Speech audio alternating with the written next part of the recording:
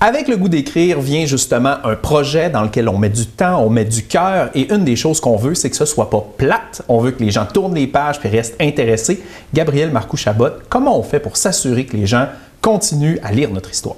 Bien, c'est le sujet de cette chronique-ci, puis de la suivante, où je vais aborder deux aspects vraiment fondamentaux de ce qu'on appelle la tension narrative. C'est justement ça, cette tension narrative qu'on va réussir à construire avec le lecteur, qui va faire qu'il va avoir envie de continuer, qu'il va avoir envie de tourner les pages, puis d'aller jusqu'à la fin de sa lecture, essentiellement. Quand on parle de tension, on pense, mettons, à une corde tendue, on accroche un bout à notre lecteur, puis une fois qu'il est accroché, on tire pour l'amener jusqu'à la fin. Tout à fait. Il ne faut pas que cette tension-là se relâche. Comme à la pêche, c'est une bonne métaphore. Il ne faut pas qu'on tire tout d'un coup non plus. Il faut qu'on lui donne un petit peu de lousse, il faut qu'on le ramène tranquillement. Il faut gérer ça, cette tension narrative-là. Puis ce qui est important de se rappeler quand on parle de tension narrative, c'est que ce qui garde notre lecteur allumé, accroché, c'est pas tant ce qu'on va dire que ce qu'on ne va pas dire. Parce que oui, il va lire les mots qu'on écrit, il va s'intéresser à nos personnages, à nos situations, mais ce qui va l'inciter à aller plus loin, c'est ce qu'on n'y a pas encore donné. C'est les informations qui manquent, c'est les situations, c'est ce qui s'en vient par la suite, et c'est vraiment ça l'objet de la tension narrative.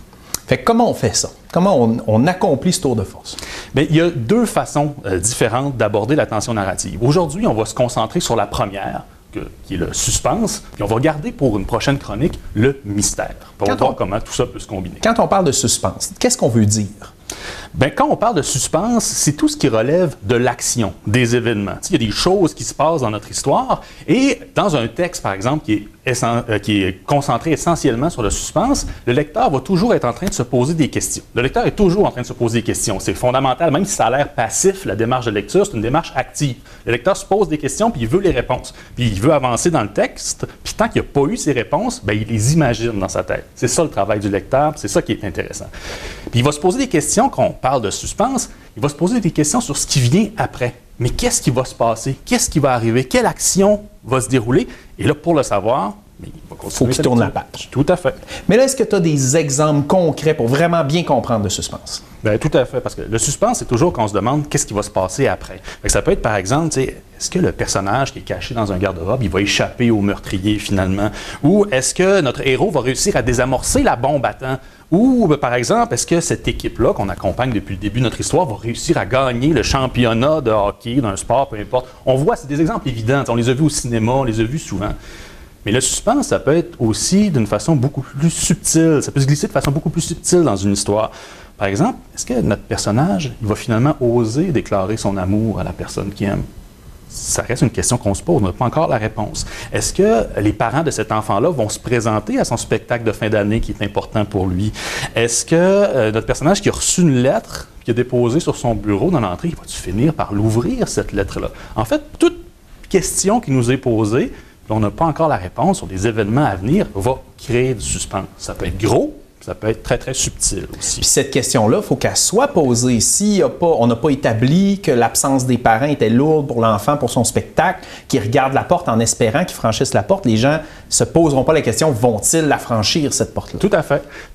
L'idée, quand on veut installer ce suspense-là, c'est d'installer cette situation-là qui appelle une réponse, un dénouement finalement, et ensuite de jouer en retardant ce dénouement-là. Parce que si on donne la réponse tout de suite, il n'y a pas de suspense. Puis si on attend trop longtemps, bien, notre suspense, il a le temps de se dégonfler avant qu'on ait la réponse.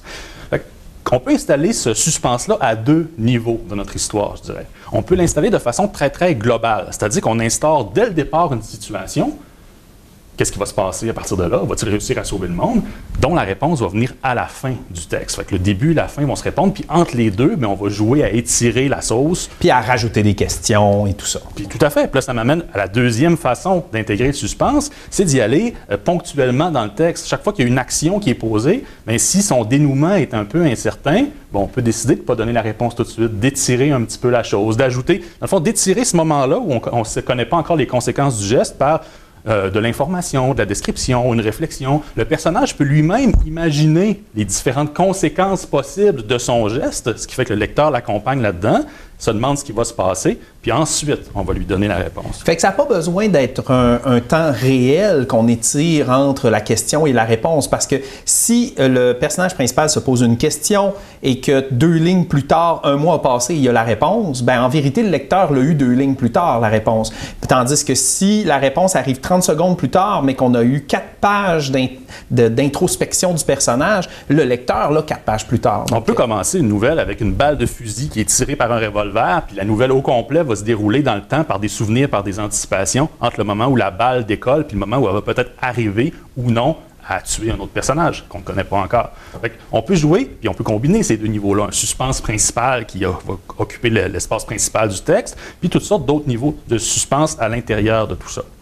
L'important, c'est pas de donner, de gonfler artificiellement une situation que vous avez en tête. C'est pas de transformer votre belle histoire d'amour que vous avez imaginée en une espèce de scénario à la James Bond ou en rajoutant des bombes puis des trucs artificiels juste pour le plaisir de rajouter du suspense.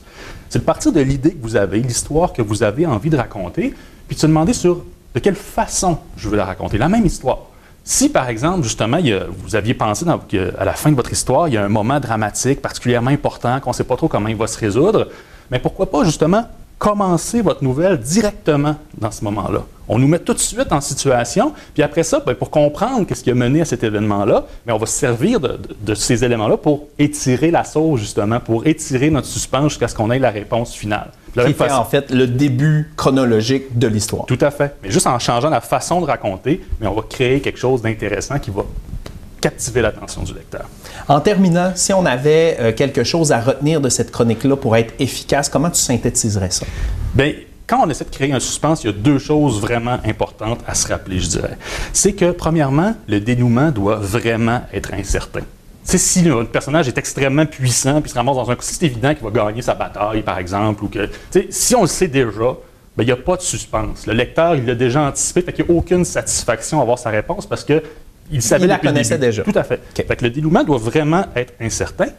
Et deuxièmement, il faut qu'on laisse le temps à notre lecteur d'imaginer des conséquences possibles. Si on place la situation et on lui donne la réponse trop rapidement, on a un beau potentiel de suspense qu'on n'a pas exploité, qu'on n'a pas exploré, parce que notre lecteur, il a tout de suite sa réponse. Et à la manière du suspense dont tu parles, la suite dans une future chronique. Merci beaucoup, Gabriel Marcoux-Chabot. C'est un plaisir. Merci beaucoup.